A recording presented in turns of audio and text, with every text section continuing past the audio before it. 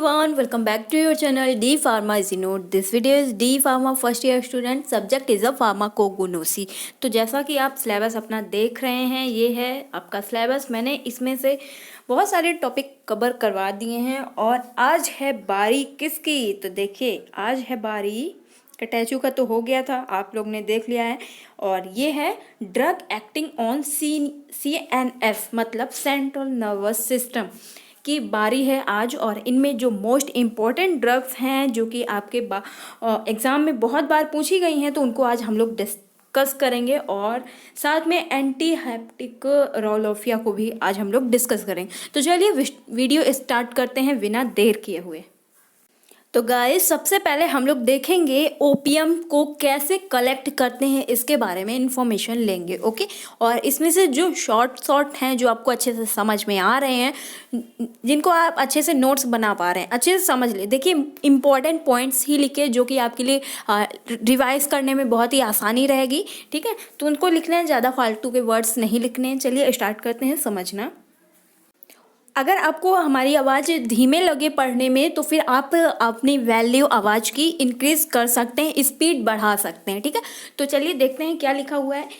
यह पेपावेरी फैमिली के प्लांट्स हैं। तो इसको अभी आपको लिखने की, हाँ, अगर आपसे पूछा जाता है कि कैसे कैलकुलेट करते हैं ओपियम, तो आप ये डेफिनेशन लिख सकते हैं, यो श्योर। ओके, पेपावेरी सोमनीफेरम के फ्रूट्स से प्राप्त की जाती हैं। ठीक है,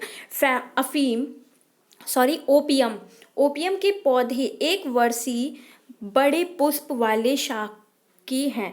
तो जो ओपियम के पौधे होते हैं वो 1 ईयर पुराने होने चाहिए। सबसे पहले तो बात ये है, एक वर्षीय बड़े पुष्पों वाले शाकी पौधे हैं। ठीक है, ओपियम जिसे अफीम भी कहा जाता है, अफीम को ही इंग्लिश में ओपियम कहा जाता है। ठीक है, तो यहाँ पे ये पॉइंट कन्फर्म होता है।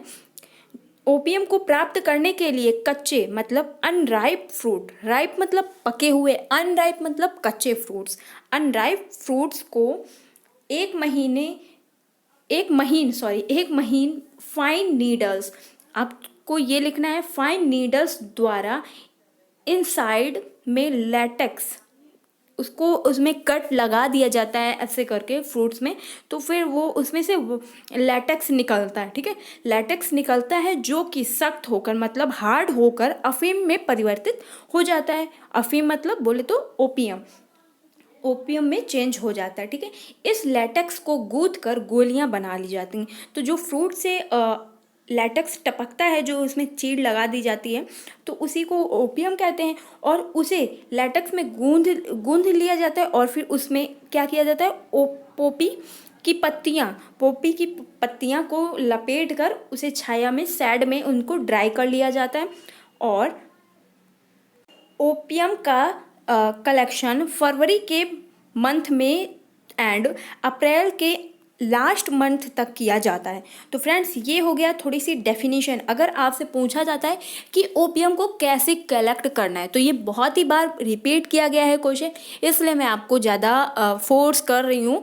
ओके, अब आइए इनके केमिकल फैमिली, इनके बारे में, फार्मास्यूटिकल के यूज़ के बारे में बताते हैं। ओपियम, सबसे पहले आपको हेडिंग डाल लेनी है बॉटनिकल सोर्स में लिखना है पेपावेरी सोमनीफेरम लिनेन नामक पौधे के कैप्सूल फलों को चीरा लगाकर मतलब प्राप्त लैटेक्स को सुखाने से प्राप्त किया जाता है। जैसा कि आपने ये पॉइंट्स वहाँ पे अभी पिछले में पढ़ा है। ठीक है, नेक्स्ट पेज पे पढ़ा था। अब देखिए, इतना लिख लिया आपने। अब आपको वहाँ से भी जो पॉइंट्स आपको लर्न है, तो यहाँ पे आपने बॉटनिकल सोर्स में आपको लिख देना है। ठीक है, अब आइए इनकी नेक्स्ट हेडिंग डालनी है आपको और लिखना है फैमिली। तो इसमें पेपावेरेसी लिखा हुआ है, इसकी फैमिली, और एशिया लगा हुआ है ना बाद में। तो मैंने आपको ये ट्रिक बताई हुई है काफ़ी वीडियोस में। अगर आपने नहीं देखी तो हमारे वीडियोस ज़रूर देखिएगा। अगर न्यू हैं, अगर पुराने हैं तो फिर तो आप ज़रूर ही देखेंगे, क्योंकि आपके लिए जो मोस्ट इम्पॉर्टेंट एंड हेल्पफुल है वही मैं बना रही हूँ। ठीक है, चलिए देखिए इनके केमिकल कांस्टेंट क्या है, ये सब देखते हैं। केमिकल कांस्टेंट में अफीम में लगभग 30% एल्कलॉइड होता है। उसमें फेंथ्रिन रिंग सिस्टम या वेंजाइल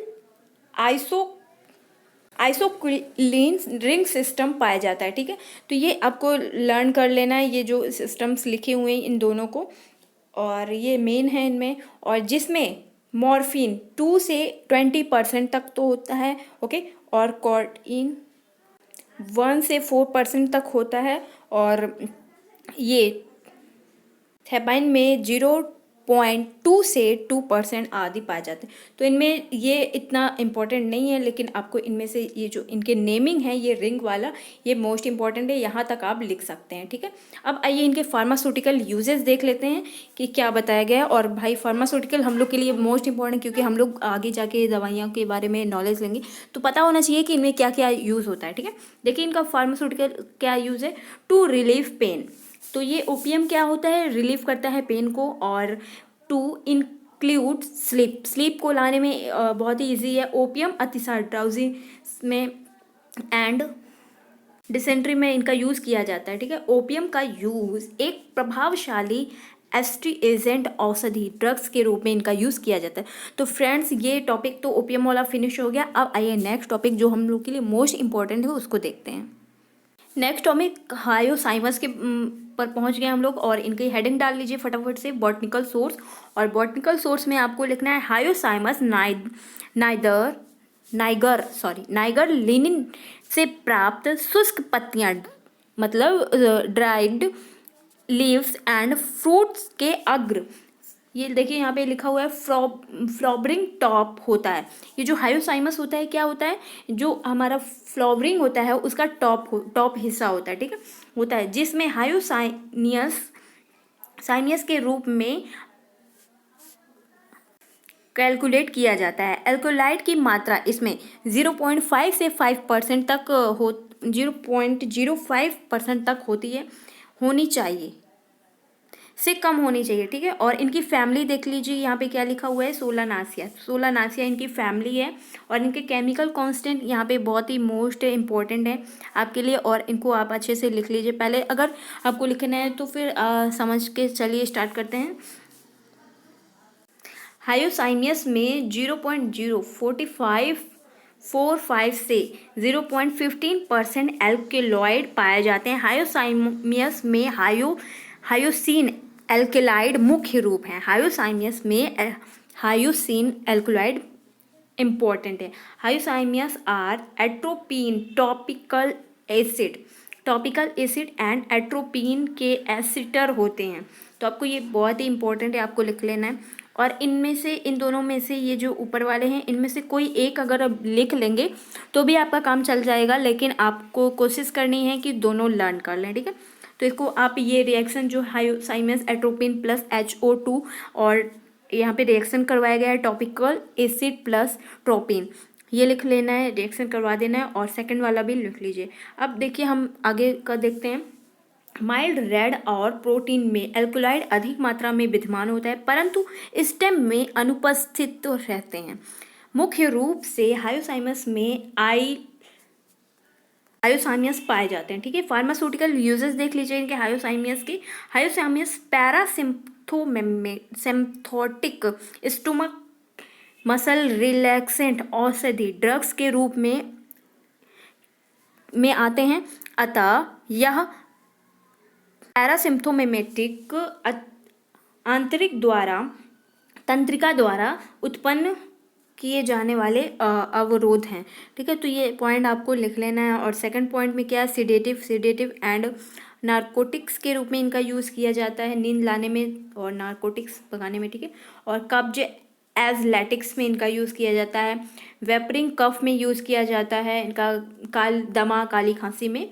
और इनका एट्रोपिन हायोसाइमस आँख की पुतली को माइड्रेटिव मतलब माइड्रेटिव खिंचाव करने में, रिलीफ करने में इनका यूज़ किया जाता है। ठीक है, और हायोसाइमस पैरासिम्पथेटिक प्रभाव स्ट्रोमाइसियस एंड बेलाडोना में कम होते हैं। ठीक है, और CNS का स्टिमुलेंट के रूप में यूज़ किया जाता है। CNS को स्टिमुलेट करते हैं हायोसाइमस।